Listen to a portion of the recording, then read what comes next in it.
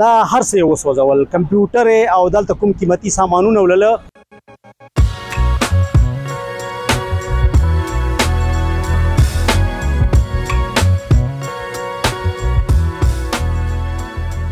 علیکم ګرانو کتونکو، زه یم غلام اکبر مروت.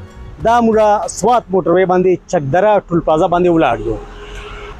د مې میاشتې 10 تاریخ باندې دلته د ډیر خلک احتجاج ته راغلي وو.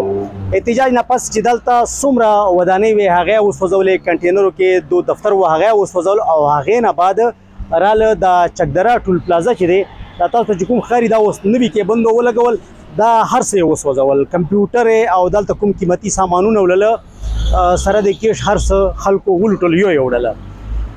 دلته چې کوم سټاف دی هغې سره موږ خبرې وشوې، هغه وایي چې موږ خپل ځان حفاظت دپاره دې طرف ته چې کوم 2 رهایشي ځای دی هغه ته لاړله، نو دا خلک هلته هم ورپسې ورله، هغې هم ورته هر څه وران کړله، ډېر زیات نقصان یې وکړ. اوس حکومت دغې خلکو خلاف ایکشن هم اخیستی دی، او چې چا دا نقصان رسولی دی هغې خلاف دوی ایکشن اخلي، هغې خلاف کاروایي کوي.